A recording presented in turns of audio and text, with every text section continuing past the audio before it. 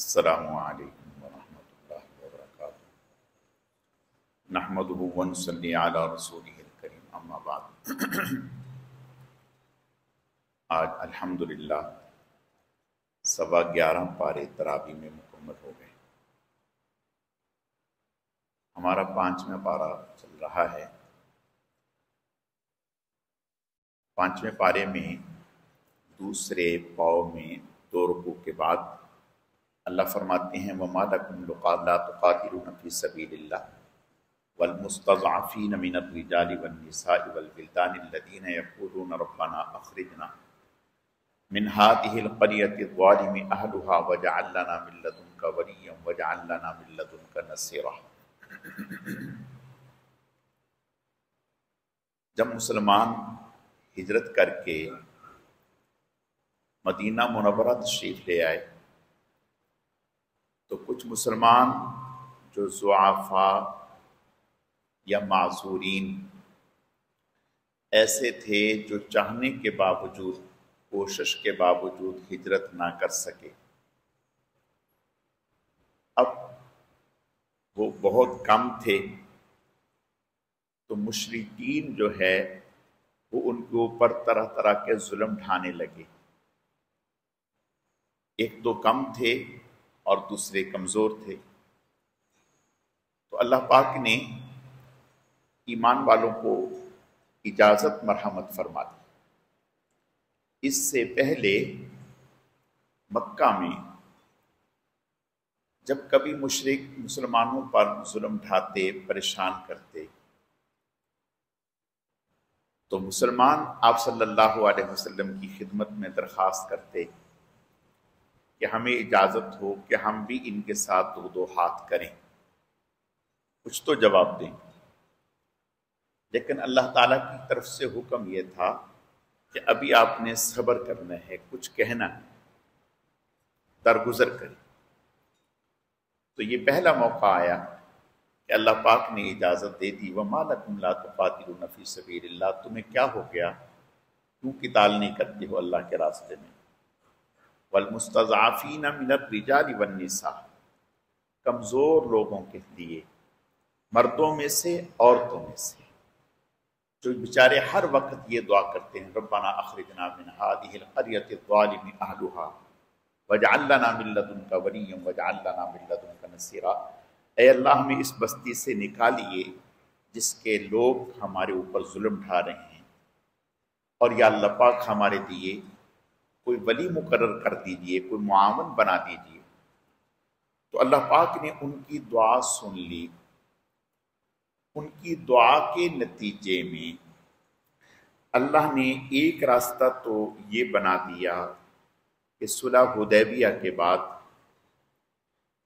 جب حضرت ابو جندل رضی اللہ تعالی حضور علیہ السلام کے پاس آئے، آپ نے انہیں واپس کر دیا، اور مشرکین نے یہ معاہدے میں لکھوا دیا تھا کہ اگر کوئی آدمی مکہ کا آپ کے پاس آئے گا تو آپ واپس کریں گے، مدینہ کا کوئی آئے گا ہم واپس نہیں کریں گے۔ تو حضرت ابو بصیر رضی اللہ تعالیٰ عنہ صحابی رسول تھے، وہ بھاگ کر مدینہ آئے۔ مشرکین نے انہیں لینے کے لیے 2 آدمیوں کو بھیجا، آپ صلی اللہ علیہ وسلم نے انہیں واپس کر دیا کہ بھئی جاؤ، معاہدہ ہے۔ اب راستے میں جب ایک جگہ رکے تو حضرت ابو بصیر رضی اللہ تعالیٰ عنہ نے ان مشرکین سے کہا یار تمہاری تلوار تو بہت اچھی ہے۔ اس نے کہا ہاں۔ وہ پھوت میں آ گیا مشرک، حضرت دکھانا مجھے۔ اس نے دکھائی، انہوں نے اسی کے اوپر ہاتھ صاف کر کے اس کی گردن اڑا دی۔ جب اس کی گردن اڑائی، دوسرے نے دیکھا وہ تو بھاگم بھاگ، پیچھے پیچھے حضرت ابو بصیر آگے آگے ہو حضور کے پاس پہنچا اور جا کر کے کہنے لگا میرا ساتھی تو مارا گیا اور میری بھی خیر نہیں۔ حضور علیہ السلام نے دیکھ لیا، آپ نے فرمایا یہ آگ بھڑکانے والا ہے، یعنی حضرت ابو بصیر رضی اللہ تعالیٰ۔ حضرت ابو بصیر رضی اللہ تعالیٰ نے سمجھ گئے کہ حضور صلی اللہ علیہ وسلم کی یہ عمل منشا کے خلاف ہے، تو حضرت ابو بصیر رضی اللہ تعالیٰ وہیں سے واپس نکل آئے، اور واپس نکل کے حضور نے فرمایا کاش کو اس سے سمجھائے۔ یہ واپس نکل کے پھر مکہ نہیں گئے، پھر ساحل پہ چلے گئے۔ اب جب یہ ساحل پہ گئے تو مکہ میں ایسے جتنے بھی کمزور مسلمان تھے جن کے لیے کوئی راستہ نہیں تھا، تو وہ وہاں سے چھوٹتے، ان کے ساتھ ملتے، نتیجتاً ان کا ایک مضبوط گروپ بن گیا۔ اب مشرکین مکہ جو بھی تجارت کے لیے قافلہ لے کر کے جاتے تو یہ کہتے کہ تمہاری خیر نہیں، ان کے اوپر ہاتھ صاف کرتے، ان کا سامان لوٹ لیتے، انہیں مارتے۔ تو مشرکین نے ہاتھ جوڑ دیے حضور کے سامنے کہ بھی اللہ کے لیے آپ ان کو بلا لو اپنے پاس، اور وہ شک ہم ختم کرتے ہیں۔ اگر کوئی یہاں سے تمہارے پاس آنا چاہتا ہے تو ہمیں کوئی اعتراض نہیں۔ تو ایک تو اللہ پاک نے ان کی یہاں سے جو کمزور مسلمان تھے مکہ میں، ان کے لیے یہ خلاصی کی شکل پیدا کر دی، اور دوسرا اللہ پاک نے 1 سال بعد ہی مکہ فتح ہو گیا۔ جب مکہ فتح ہو گیا تو اللہ پاک کی طرف سے مدد آ گئی۔ اگلی آیات میں الم تر الی الذین قیل لهم کفوا ایدیکم واقیموا الصلاة وآتوا الزکاة فلما كتب علیہم القتال اذا فریق منهم یخشون الناس كخشیۃ اللہ او اشد خشیہ وقالوا ربنا لما كتبت علینا القتال لولا اخرتنا الى اجل قریب قل متاع الدنیا قلیل والآخرۃ خیر لمن اتقى ولا تظلمون فتیلا۔ ان آیات کا پس منظر یہ ہے، جیسے میں نے ابھی عرض کیا کہ مکہ میں مسلمانوں کے اوپر ہر آئے دن ظلم ڈھائے جا رہے تھے، پریشانی میں، تو خون جوش میں تھا، اور ہر وقت حضور علیہ الصلوۃ والتسلیم سے اجازت چاہتے تھے کہ یا رسول اللہ آپ ہمیں اجازت دیں، بہت ہو گیا، بڑا صبر کر لیا۔ آپ فرماتے کہ نہیں صبر کرو۔ اب جب ہجرت کر کے مدینہ آ گئے اور مدینہ میں آسودگی کی زندگی گزارنے لگے، کوئی وہ جو پہلے حالات تھے وہ نہ رہے، تو اللہ تعالیٰ کی طرف سے قتال کا حکم آ گیا کہ اللہ کے راستے میں قتال کرو۔ تو چند ایک لوگ جو تھے ان کے ذہنوں میں یہ خیال آ گیا کہ تھوڑا اور نہ یہ آیتیں اترتی، یعنی تھوڑا اور جہاد نہ آتا تو آرام سے زندگی گزارتے، یعنی ہم لڑنے وڑنے کی ضرورت نہ ہوتی۔ تو اللہ پاک نے، چونکہ حضور علیہ الصلوۃ والتسلیم کی جماعت ایک آئیڈیل جماعت ہے، اس کو آنے والی امت مسلمہ کے لیے ایک نمونہ بننا تھا۔ فَإِنْ آمَنُوا بِمِثْلِ مَا آمَنْتُمْ بِهِ فَقَدِ اهْتَدَوْا۔ تو اللہ پاک نے، اللہ تو علام الغیوب ہیں، فوراً آیتیں اتار دی اور تنبیہ فرمائی۔ فرمایا کیا ہو گیا؟ جب تمہارے اوپر قتال نہیں تھا تو اس وقت تم ہر وقت اس کی تمنا کرتے تھے، اور جب قتال اللہ کی طرف سے آ گیا تو اذا فریق منہم یخشون الناس کخشیۃ اللہ، اب کچھ لوگ اس قتال سے، جہاد سے یوں گھبرانے لگے جیسے انسان اللہ سے ڈرتا ہے، لوگوں سے یوں ڈرنے لگے کہ بھئی قتال ہوگا، لڑائی ہوگی تو مارے جائیں گے۔ اینما تکونوا یدرککم الموت ولو کنتم فی بروج مشیدہ، میاں آپ کہیں بھی چلے جاؤ، بند قلعوں میں محفوظ ہو جاؤ، موت تو وہاں بھی آئے گی۔ جب یہ بات طے ہے کہ موت کا وقت، جگہ اللہ نے متعین کر دیے ہے اور وہ ایک لمحہ آگے پیچھے نہیں ہونی، اذا جاء اجلهم لا يستأخرون ساعة ولا يستقدمون، تو پھر گھبرانا کس بات کا؟ حضرت خالد بن ولید رضی اللہ تعالیٰ 120 سے زائد جنگیں لڑی، 120 سے زائد جنگیں لڑی، اور فرماتے تھے کہ میرے پورے جسم میں کہیں بھی 4 انگلی رکھ کے دیکھو، نیچے ایسی جگہ نہیں ملے گی کہ زخم نہیں ہوگا۔ اتنے زخم تھے میرے جسم پر، لیکن شہادت کی موت نہیں، میدان جہاد۔ تو فرمایا کرتے تھے کہ اگر میدان جہاد میں موت ہوتی تو سب سے پہلے تو مجھے موت آتی. نہیں، ایسا نہیں. تو اللہ پاک یہاں صحابہ کرام رضوان اللہ علیہم اجمعین کی اصلاح فرما رہے ہیں. چند ایک جن کے دل میں یہ وسوسہ آیا تھا کہ بھئی یہ نہیں آنا چاہیے، وہاں تو آپ چاہتے تھے، اب جب اللہ تعالیٰ کی طرف سے یہ حکم آ گیا، اب تو اگلی آیات میں اللہ فرماتے ان تصیبک حسنۃ فمن اللہ وان تصیبک سیئۃ فمن نفسک.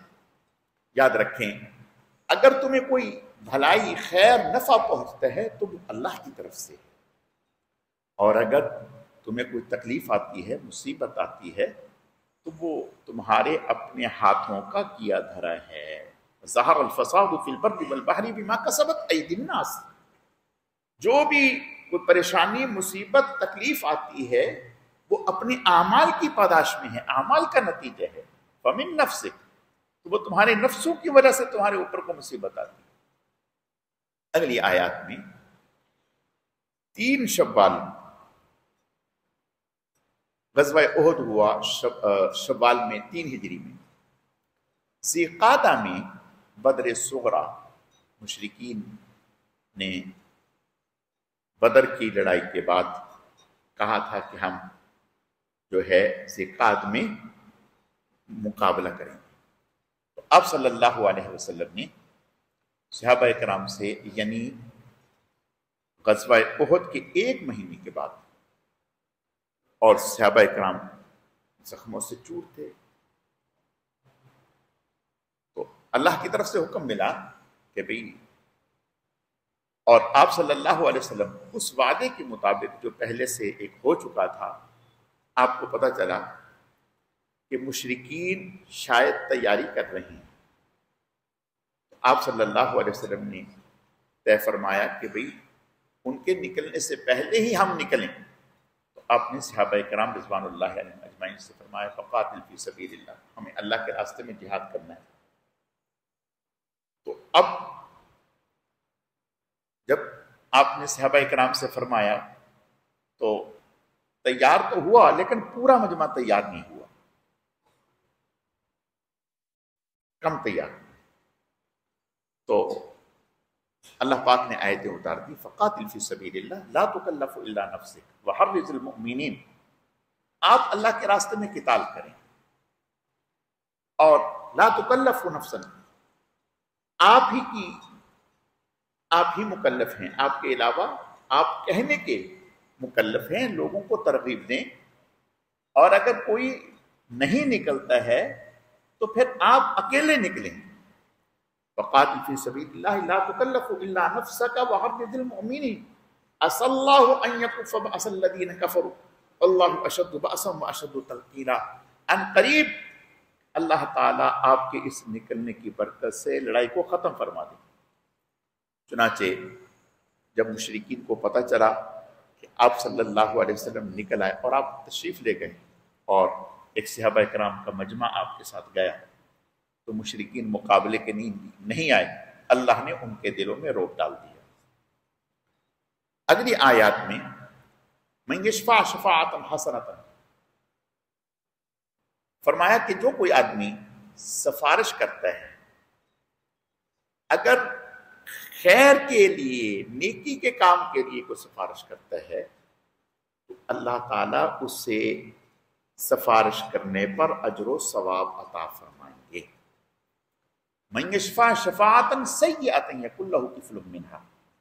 اور اگر کسی گناہ کے کام کے لیے کوئی سفارش کرتا ہے تو اس سے کام ہو یا نہ ہو، اس سے گناہ کے کام پر سفارش کرنے کی وبال ہوگا. اب سفارش کسے کہتے ہیں؟ کوئی ایسا شخص ہے جو اپنی بات حکمران بالا تک نہیں پہنچا سکتا، اس کے پاس وسائل نہیں ہیں یا قدرت نہیں ہے، تو اس کی بات کو اوپر تک پہنچا دینا بس.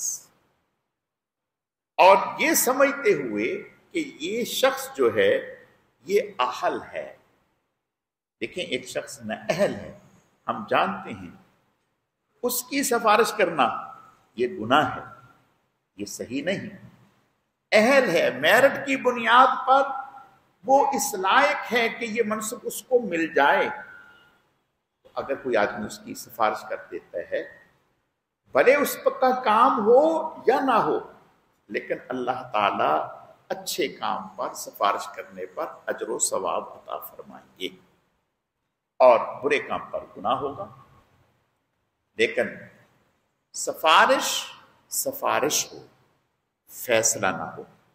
کیا مطلب؟ سامنے والے کو اختیار ہے، وہ اس کو قبول کر لے اور چاہے تو رد کر دے. اس پر ہمیں کوئی ناراضگی نہ ہو، ہمیں کوئی غصہ نہ ہو. حدیث شریف میں آتا ہے حضرت عائشہ صدیقہ رضی اللہ تعالی عنہ کی ایک لونڈی تھی، حضرت بریرہ رضی اللہ تعالی عنہ. انہیں حضرت عائشہ صدیقہ رضی اللہ تعالی عنہ نے آزاد کر دیا. اور شرعی یہ ایک مسئلہ ہے کہ اگر کوئی لونڈی آزاد ہو تو اس سے حق حاصل ہوتا ہے کہ وہ اپنا نکاح جس شخص سے پہلے تھا اس سے قائم رکھے، یا اپنا نکاح اس سے فسخ کر کے کسی اور شخص سے نکاح کر لے. جس شخص سے پہلا نکاح ہے وہ غلام ہو تب یا آزاد ہو تب، شریعت نے اس کو یہ حق دیا ہے لونڈی کو، اگر وہ آزاد ہو جائے. تو حضرت عائشہ صدیقہ رضی اللہ تعالی عنہ کا جو حضرت نے انہیں آزاد کر دیا، جب انہیں آزاد کر دیا تو انہوں نے اپنی اس حق کو استعمال کرتے ہوئے اپنے شوہر سے علیحدگی کر لی کہ اب میں آپ کے ساتھ نہیں رہوں گی. وہ ان سے بہت محبت کرتے تھے. حضور صلی اللہ علیہ وسلم نے ان سے ان کی سفارش کی، ان کے شوہر کی ان سے سفارش کی کہ دیکھو وہ آپ کی جدائی میں بہت زیادہ افسردہ ہیں، غم زدہ ہیں، تو آپ ان سے نکاح کر لیں. تو بڑی دانا تھی، فوراً فرمانے لگی یا رسول اللہ یہ سفارش ہے یا حکم ہے؟ اگر حکم ہے تو سر آنکھوں پر، اور اگر سفارش ہے تو پھر میری طبیعت نہیں چلتی. آپ نے فرمایا سفارش ہے، حکم نہیں. کہا کہ پھر معذرت. آپ نے فرمایا ٹھیک ہے، کوئی ناراضگی نہیں، کوئی غصہ نہیں، کوئی کچھ نہیں کہا کہ بھی لونڈی تھی آزاد کیا، ہم سفارش کر رہے ہیں مان نہیں رہی. نہیں، اللہ کے نبی تھے، جانتے تھے. تو پتہ چلا کہ سفارش اس بات کا نام ہے کہ دوسرے کے بارے میں کسی کو بتا دینا کہ بھی یہ آدمی اس صلاحیت کا مالک ہے. اگر آپ سمجھتے ہیں کہ آپ کے کام کیا ہے یا آپ کے لیے موضوع ہے تو آپ اس کو جگہ دے دیں، نہیں تو کوئی حرج کی بات نہیں. حدیث شریف میں آتا ہے آپ صلی اللہ علیہ وسلم کے پاس کوئی سائل آتا، وہ آپ سے سوال کرتا، آپ شرکائے مجلس سے فرماتے کہ یہ دیکھو یہ تمہارا بھائی آیا ہے اپنا کام لے کے، اپنی حاجت لے کر، آپ اس کی مجھ سے سفارش کریں. یعنی آپ یوں کہیں یا رسول اللہ یہ ضرورت مند ہے، اس کی مدد فرما دیں. تو آپ سفارش کریں. کام کرنا ہے نہیں کرنا یہ تو اللہ کو معلوم ہے، اس کا کام ہونا ہے یا نہیں، لیکن آپ کو سفارش کرنے کا اجر مل جائے گا. تو صحابہ کرام سفارش کر دیتے. تو فرمایا سفارش کرنے پر اگر کام نہیں بھی ہوا تو سفارش کرنے والے کو اجر مل گیا. گناہ کی سفارش کرنے والے پر کام نہیں بھی ہوا لیکن سفارش کرنے والے کو وبال ہو گیا. اور یاد رکھیے سفارش کرنا پیسوں کے ساتھ کہ بھائی ہم فون تو کر دیں گے، فون کریں گے اور تگڑا کریں گے، لیکن فون 1 لاکھ کا ہوگا، یہ کم از کم 5 لاکھ کا فون ہوگا. تو آپ لیکچرار لگ جائیں گے، آپ ٹیچر لگ جائیں گے، آپ فلاں جاب پہ لگ جائیں گے. تو یہ سفارش رشوت ہے، رشوت ہے. جو پیسے لے کر کے فون کیا جا رہا ہے یہ رشوت ہے، حرام ہے، ناجائز ہے، جائز نہیں۔ آگے فرمایا وَإِذَا حُيِّيتُم بِتَحِيَّةٍ فَحَيُّوا بِأَحْسَنَ مِنْهَا أَوْ رُدُّوهَا إِنَّ اللَّهَ كَانَ عَلَى كُلِّ شَيْءٍ حَسِيبًا۔ ہر قوم میں ایک طریقہ ہے کہ جب آپ کسی سے ملتے ہیں تو کوئی ایسا اچھا جملہ کہتے ہیں جو دوسروں کو خوش کر دینے والا ہے۔ ہندوؤں میں بھی ہے، انگریزوں میں بھی ہے، مسلمانوں میں بھی ہے، عرب میں بھی۔ تو اسلام نے یہ تعلیم دی کہ ایک مسلمان دوسرے مسلمان کو جب ملے تو کہے السلام علیکم ورحمۃ اللہ وبرکاتہ۔ عرب جو ہے وہ کہا کرتے تھے حیاک اللہ، اللہ آپ کو زندہ رکھے، یا اللہ آپ کو ہنستا مسکراتا رکھے، اس طرح کے لفظ بولتے ہیں۔ تو آپ نے ارشاد فرمایا کہ بھئی جب کوئی کسی سے ملے تو السلام علیکم ورحمۃ اللہ وبرکاتہ کہے، اور یہ سلام یہ اہل جنت جنت میں اللہ تعالیٰ جنتیوں کو سلام کریں گے، سلام قولا من رب الرحیم، اور فرشتے سلام کریں گے۔ حضرت آدم علیہ الصلوۃ والتسلیم کو حکم ملا کہ آپ فرشتوں کو سلام کریں، اور جو ان کا جواب ہوگا وہ آپ کا اور آپ کی اولاد کا سلام ہوگا۔ تو سلام السلام علیکم، آپ نے ارشاد فرمایا وَإِذَا حُيِّيتُم بِتَحِيَّةٍ فَحَيُّوا بِأَحْسَنَ مِنْهَا أَوْ رُدُّوهَا۔ اگر تمہیں کوئی سلام کرتا ہے تو تم اس سے اچھا جواب دو۔ مثلا ایک نے کہا السلام علیکم، دوسرے نے کہا وعلیکم السلام ورحمۃ اللہ، تو جس نے وعلیکم السلام ورحمۃ اللہ کہا اس کے اجر و ثواب میں اضافہ ہو گیا، اس نے اچھا جواب دیا۔ اور اگر اس نے کہا السلام علیکم ورحمۃ اللہ اور اس نے جواب میں کہا وعلیکم السلام ورحمۃ اللہ وبرکاتہ، تو اس کا سلام اس سے اچھا ہو گیا۔ اور شریعت مطہرہ نے کچھ مواقع ایسے ہیں جن میں منع کیا ہے کہ سلام نہ کیا جائے۔ مثلا ایک آدمی پیشاب کر رہا ہے، بیت الخلاء میں ہے، سلام نہ کیا جائے۔ ایک آدمی کھانا کھا رہا ہے، سلام نہ کیا جائے۔ ایک آدمی وضو کر رہا ہے، سلام نہ کیا جائے۔ ایک آدمی تلاوت کر رہا ہے، سلام نہ کیا جائے۔ ایک آدمی ذکر کر رہا ہے، سلام نہ کیا جائے۔ ایک آدمی دعا مانگ رہا ہے، سلام نہ کیا جائے۔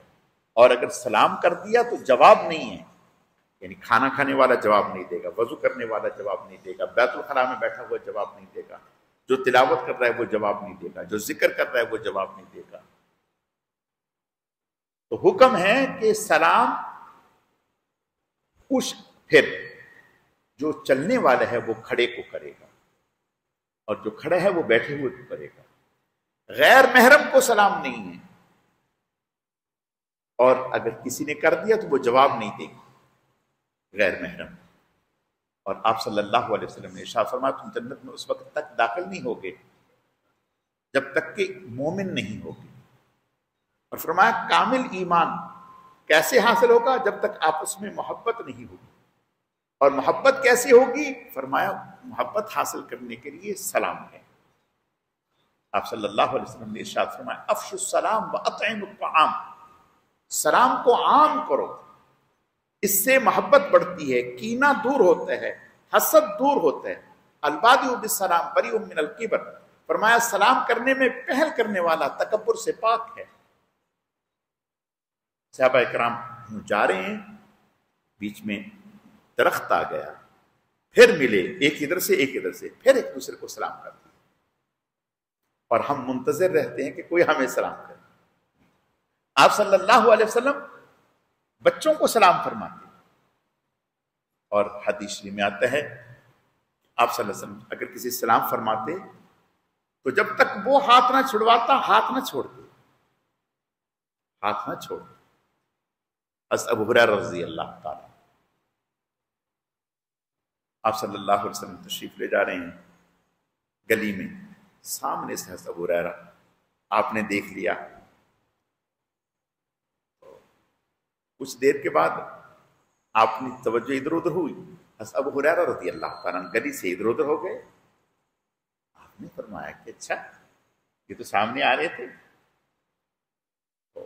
خیر بعد میں ملاقات ہوئی، آپ نے ارشاد فرمایا ابو ہریرہ جی یا رسول اللہ، فرمایا بھائی تم سامنے سے تو آ رہے تھے اور میں بھی آ رہا تھا، اچانک تم کہاں دائیں بائیں شائیں ہو گئے، غائب ہو گئے، نظر نہیں آئے؟ تو شرما گئے، کہنے لگے یا رسول اللہ اصل میں مجھے غسل جنابت کرنا تھا، نہانا تھا، اور اس حال میں مجھے آپ سے ہاتھ ملاتے ہوئے یا سلام کرتے ہوئے اچھا نہیں لگا۔ آپ نے ارشاد فرمایا المؤمن لا ينجس، مومن ناپاک نہیں ہوتا، یعنی اس حالت میں بھی سلام کا جواب دیا جا سکتا ہے اور سلام کرنے میں کوئی مذائقہ نہیں ہے۔ ایک بات سمجھا دی تو فرمایا کہ سلام میں پہل کرو، اس انتظار میں نہ رہو کہ کوئی ہمیں سلام کرے۔ حدیث میں آتا ہے ایک دفعہ حضور علیہ السلام کی مجلس میں حضرت علی بھی آئے اور حضرت سیدنا صدیق اکبر بھی آئے، دونوں۔ حضرت علی رضی اللہ تعالیٰ ہمیشہ آگے بڑھتے، سلام کرنے میں پہل کرتا ہے۔ اس دن تھوڑی سستی دکھائی، سستی جب سستی دکھائی تو صدیق اکبر رضی اللہ تعالیٰ جلدی سے بڑھ کے سلام کر لیا۔ جب مجلس برخاست ہونے لگی تو حضور نے فرمایا علی جی یا رسول اللہ، فرمایا آپ تو ہمیشہ پہل کرتے ہو سلام کرنے میں، آج کیا ہوا کہ آج آپ نے تھوڑی سستی دکھائی؟ تو حضرت علی رضی اللہ تعالیٰ فرمانے لگے یا رسول اللہ سہون نہیں ہوا، ایسا قصدن ہوا، جان بوجھ کے میں نے کیا ہے۔ کیوں بھائی؟ کہا یا رسول اللہ میں نے رات خواب دیکھا اور میں نے جنت میں بہت ہی خوبصورت محل دیکھا، تو میں نے پوچھا کہ یہ محل کس کا ہے؟ تو انہوں نے کہا کہ یہ محل اس کا ہے جو سلام کرنے میں پہل کرتا ہے۔ تو میرے دل میں آیا ہمیشہ میں سلام میں پہل کر کے یہ محل حاصل کرتا ہوں، آج صدیق اکبر کو موقع دے دوں کہ وہ پہل کر کے یہ محل حاصل کر لیں۔ کیا محبت تھی، کیا احترام تھا، کیا تعلق تھا۔ تو آپ نے ارشاد فرمایا قرآن پاک وَإِذَا حَيِّيتُم بِتَحِيَّةٍ فَحَيُّوا بِأَحْسَنَ مِنْهَا أَوْ رُدُّوهَا، سلام کا جواب دیں اور اچھا دیں، اس پر اجر و ثواب ہے۔ اور حضور علیہ السلام ایک صحابی، انصاری صحابی کے گھر میں آئے، دروازے پر دستک دی اور کہا السلام علیکم ورحمۃ اللہ، وہ بولے نہیں، جواب نہیں دیا۔ حضور پھر السلام علیکم ورحمۃ اللہ، کوئی جواب نہیں۔ پھر تیسری مرتبہ فرمایا السلام علیکم ورحمۃ اللہ، کوئی جواب نہیں۔ حضور علیہ السلام واپس جانے لگے تو وہ جلدی سے دروازہ کھول کے آئے اور سلام کیا، ہاتھ ملایا۔ تو حضور نے فرمایا کیا آپ نے میرا سلام سنا نہیں تھا؟ سنا تھا تو جواب کیوں نہیں دیا؟ کہا یا رسول اللہ میں نے جواب دیا تھا لیکن اونچی آواز سے نہیں، ہلکی آواز سے، اور میں اونچی آواز سے اس لیے نہیں دینا چاہ رہا تھا کہ کہاں میں اور کہاں آپ کی یہ مبارک دعائیں، میرا دل چاہ رہا تھا کہ میں زیادہ سے زیادہ آپ سے دعائیں لے لوں، اس لیے میں خاموش رہا، یعنی اونچی آواز سے نہیں دیا۔ آپ تشریف لائے، حضور علیہ السلام ان کے ساتھ گھر تشریف لے گئے۔ تو میں عرض یہ کرنا چاہتا ہوں کہ یہ سلام تو بہت تحفہ ہے مسلمان کا، مسلمان کے لیے تحفہ ہے، اور ہم جو ہے اللہ ہماری حفاظت فرمائے اس کو اختیار ہی نہیں کرتے، یا سلام کرتے ہیں تو صحیح نہیں کرتے، السلام علیکم السلام علیکم نہیں۔ السلام کے معنی تو موت کے ہیں، یہودی کہتے تھے یہ حضور علیہ السلام کو علیہ باللہ۔ صحیح تلفظ السلام علیکم ورحمۃ اللہ وبرکاتہ۔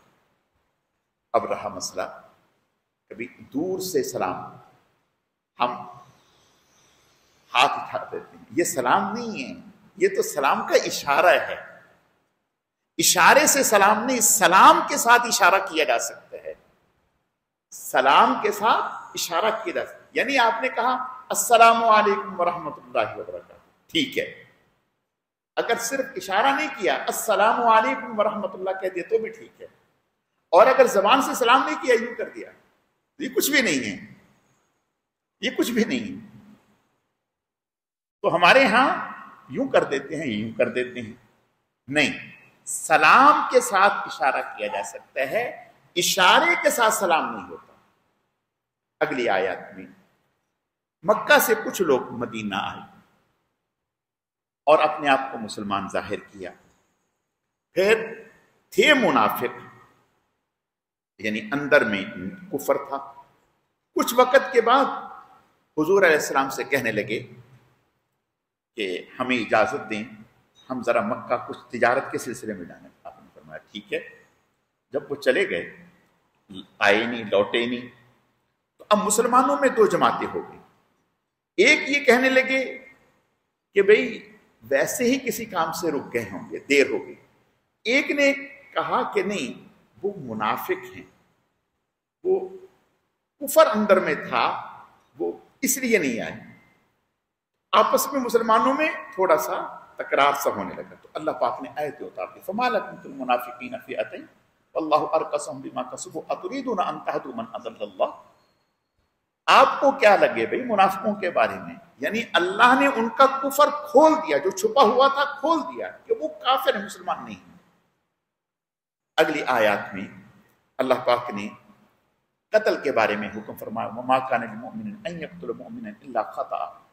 ایک مسلمان مومن دوسرے کو قتل نہیں کر سکتا اور نہیں کرنا چاہیے۔ ہاں غلطی سے ہو جائے تو وہ الگ بات ہے، پھر اس کا کفارہ ہے کہ اگر غلطی سے قتل کر دیا تو ایک غلام آزاد کرے اور اس کے ورثاء کو خون بہا دے، اور اگر جان بوجھ کے قتل کرتے ہیں وَمَن يَقْتُلْ مُؤْمِنًا مُتَعَمِّدًا فَجَزَاؤُهُ جَهَنَّمُ خَالِدًا فِيهَا وَغَضِبَ اللَّهُ عَلَيْهِ وَلَعَنَهُ۔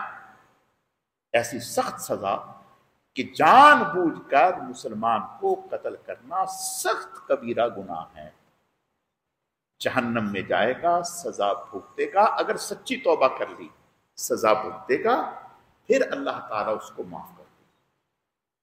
اگلی آیات میں لا يستوي القاعدون من المؤمنین غیر اولی الضرر والمجاہدون فی سبیل اللہ۔ اللہ پاک نے جہاد کی دو قسمیں بیان کی۔ ایک جہاد فرض عین ہے کہ جس میں ہر ایک کے لیے نکلنا ضروری ہے، اللہ کے نبی نے کہہ دیا سب کو نکلو بھائی، اب سب کو نکلنا ضروری ہے۔ اس میں بیٹے کے لیے باپ سے اجازت کی ضرورت نہیں، غلام کو آقا سے اجازت کی ضرورت نہیں۔ اور ایک ہے فرض کفایہ۔ فرض کفایہ کا مطلب یہ ہے کہ اگر کچھ لوگ چلے جائیں تو بھی ٹھیک ہے، سارے نہ بھی جائیں۔ تو اللہ فرماتے ہیں لا يستوي القاعدون من المؤمنین غیر اولی الضرر والمجاہدون۔ اس آیت نے بتا دیا کہ اگر کچھ لوگ جہاد پر نہیں جاتے، گھر پر رکے رہتے ہیں، اور کچھ لوگ جہاد پر چلے گئے، تو جو گھر پہ رکے رہتے ہیں وہ کبھی بھی اجر و ثواب ان کے برابر نہیں ہو سکتے۔ حدیث شریف میں آتا ہے صحابہ اکرام نے حضور سے پوچھا یا رسول اللہ کہ جہاد کے برابر بھی کوئی عمل ہے؟ آپ نے فرمایا ایک بات بتلاؤ۔ جی یا رسول اللہ۔ فرمایا ایک آدمی جہاد پر چلا گیا، دوسرا جب سے وہ جہاد پہ گیا ہے اس وقت سے لے کر اس کے لوٹنے تک مستقل قیام میں لگا رہے، نفل نماز میں لگا رہے، مستقل روزہ رکھے۔ کہا یا رسول اللہ یہ تو کوئی بھی نہیں کر سکتا، ہو ہی نہیں سکتا۔ تو فرمایا پھر سن لو، جہاد کے برابر کوئی اجر و ثواب نہیں۔ جب یہ آیتیں اتری کہ جو گھر بیٹھنے والے ہیں وہ اجر و ثواب نہیں کما سکتے، حضرت عبداللہ ابن ام مکتوم رضی اللہ تعالیٰ عنہ نابینا صحابی حضور کے پاس آئے، یا رسول اللہ میرا تو بڑا دل ہے جاؤں لیکن نابینا ہوں، اب کیا کروں؟ ابھی بیٹھے ہی ہیں، اللہ نے وحی اتارتے غیر اولی الضرر، ایسے لوگ جن کے ساتھ کوئی عذر نہیں ہے اور وہ گھر بیٹھے ہوئے ہیں تو انہیں وہ اجر و ثواب نہیں ملے گا۔ جن کے ساتھ عذر ہے انہیں اللہ وہی اجر و ثواب عطا فرمائے۔ اگلی آیات میں ہجرت کے فضائل اللہ نے بیان کیے، کہ ہجرت وہ عمل ہے، ہجرت نوکری کے لیے نہیں، مال کے لیے نہیں، اپنے دین کے تحفظ کے لیے۔ شروع اسلام میں جیسے کلمہ پڑھنا ضروری تھا، ایسے ہی ہجرت کرنا بھی ضروری تھا۔ جب ہجرت حضور نے فرمائی اس کے بعد لازمی تھا ہجرت کریں، ہجرت فرض تھی۔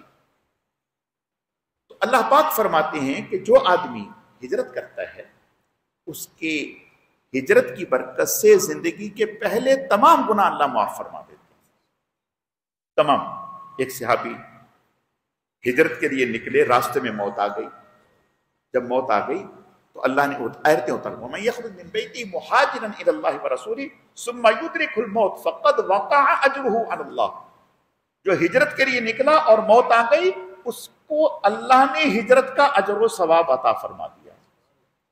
اگلی آیت میں وَإِذَا ضَرَبْتُمْ فِي الْأَرْضِ فَلَيْسَ عَلَيْكُمْ جُنَاحٌ أَن تَقْصُرُوا مِنَ الصَّلَاةِ، اس سے پہلے آیت میں کہ اگر تم اللہ جہاد کے لیے نکلے ہو اور تمہیں کوئی سلام کرتا ہے تو اب تمہارا اس پر ہتھیار اٹھانا جائز نہیں۔ ہوا یہ کہ صحابہ اکرام رضوان اللہ اجمعین کی ایک جماعت جہاد کے لیے نکلی، تو ایک شخص جو تھا وہ بکریاں چرا رہا تھا، اس نے انہیں دیکھ کر سلام کیا۔ انہوں نے یہ سمجھا کہ یہ بچنے کے لیے ڈر کے مارے سلام کر رہا ہے، انہوں نے اس کو قتل کر دیا۔ جب قتل کر دیا تو ایک اور صحابی تھے، انہوں نے کہا کہ بھئی یہ تو آپ نے غلط کیا، میں تو حضور کو بتلاؤں گا۔ جب حضور علیہ الصلوۃ والتسلیم کو بتلایا تو آپ ناراض ہوئے، تنبیہ فرمایا کیوں قتل کیا؟ تم نے اس کا دل چیر کے دیکھ لیا تھا کہ اس نے دل سے کہا یا اوپر سے کہا؟ تو اللہ نے آیتیں اتار دی کہ اگر کوئی آدمی میدان جہاد میں بھی یا راستے میں تم جا رہے ہو سفر کرتے، تمہیں سلام کرتا ہے، تم اس کے سلام پر یقین کرتے ہوئے اس کو مسلمان سمجھو، اس کے اوپر ہاتھ اٹھانا اور اس کو قتل کرنا صحیح نہیں ہے۔ اگلی آیتوں میں اللہ فرماتے ہیں کہ اگر تم سفر پہ نکلے ہو تو تمہیں نماز قصر کرنے کی اجازت ہے۔ قصر نماز کا اجازت کا مطلب لازمی ہے، یعنی اگر اتنا سفر کر رہے ہو جو شرعی سفر کہلاتا ہے تو پھر ایسی صورت میں ظہر میں، عصر میں، عشاء میں 4 فرض کی بجائے 2 فرض پڑھیں گے، اور موقع ہو تو سنتیں پڑھ لیں، نہ موقع ہو تو کوئی حرج نہیں، سنتیں پوری پڑھیں گے۔ اگلی آیات میں مدینہ میں ایک قبیلہ تھا، قبیلہ بنی عبیرک۔ اس قبیلے کا ایک شخص تھا بشیر، اور یہ جو شخص تھا یہ منافق تھا اور چھپا ہوا تھا، صحابہ اکرام کے خلاف اشعار کہا کرتا تھا، حضور کے خلاف، اور کسی اور کے نام سے اس کو شائع کرتا، ظاہر کرتا کہ میں نے نہیں کہا کسی اور۔ اللہ کا کرنا ایسا ہوا کہ جب تنگی کے دن تھے، ایک صحابی حضرت رفاع رضی اللہ تعالیٰ، انہوں نے کچھ آٹا خریدا اور خرید کر رکھ لیا، اس میں ہتھیار رکھے کہ کبھی کوئی مہمان آ جائے گا تو اس کو ہم روٹی کھلائیں گے۔ اس وقت اناج یعنی کھجور وغیرہ تھی، ایسا نہیں تھا۔ ان کے گھر میں رات کو نقب لگا کر آٹا بھی چرا لیا، ہتھیار بھی چرا لی، زرے بھی چرا لی، اور چرا کر جو ہے یہ چوری ہو گئی۔ جب چوری ہوئی، صبح ہوئی، انہوں نے دیکھا تو انہوں نے اپنے بھتیجے حضرت قتادہ بن نعمان رضی اللہ تعالیٰ نے، یہ مخلص صحابی تھی، ان کے بھتیجے تھے، ان سے ذکر کیا۔ اب انہوں نے جب تھوڑی سی تفتیش کی صبح تو پتہ چلا کہ قبیلہ بنو عبیرک میں رات آگ جل رہی تھی، تو لوگوں نے کہا کہ بھئی رات انہوں نے مزے اڑائے ہیں۔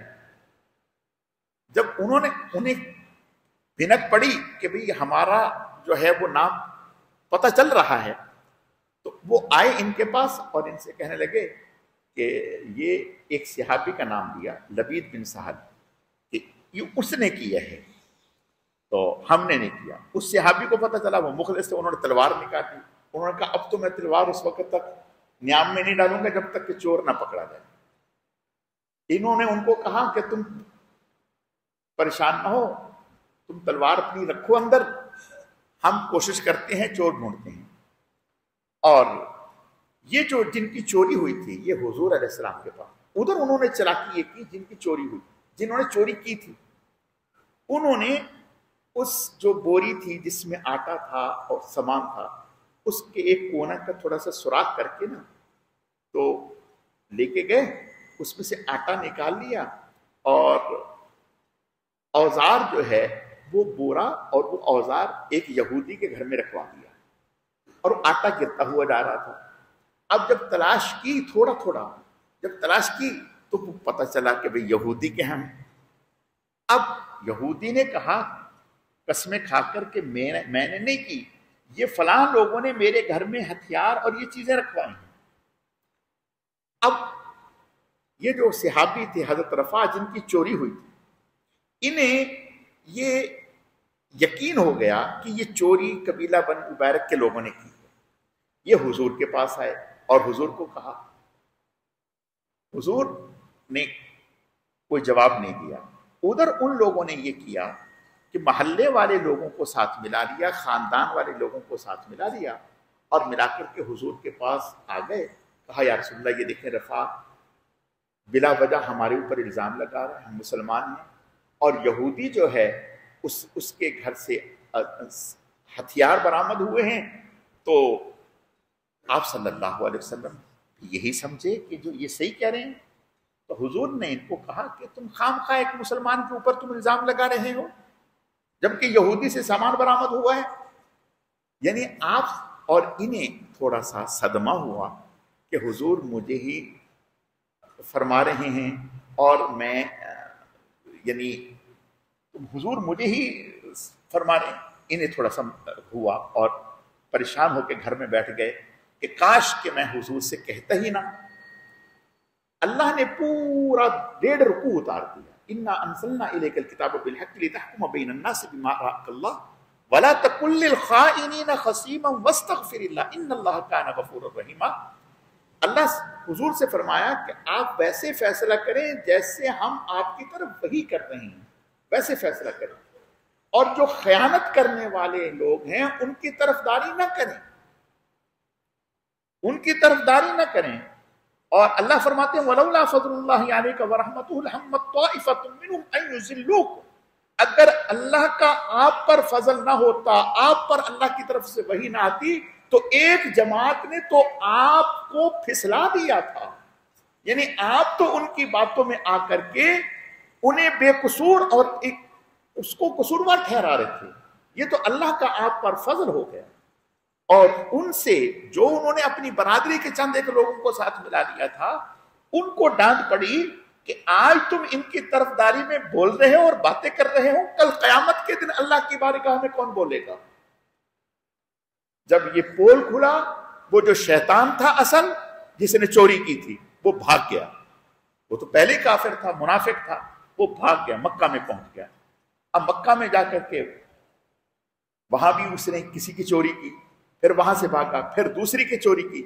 جب دوسرے کی چوری کے نقب لگا رہا تھا تو اس کے اوپر دیوار گر گئی، وہیں مر گیا اور اپنے انجام کو پہنچا۔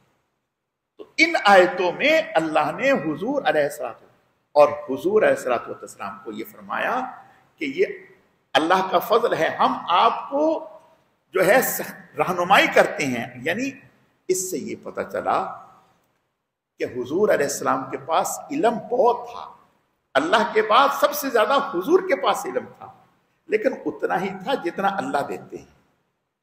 جو ہم کہتے ہیں نا کہ غیب کا علم، یعنی اگر ایسی بات ہوتی تو پھر حضور صلی اللہ علیہ وسلم کو تو فوراً علم ہو جاتا کہ یہ لوگ ایسا کر رہے ہیں۔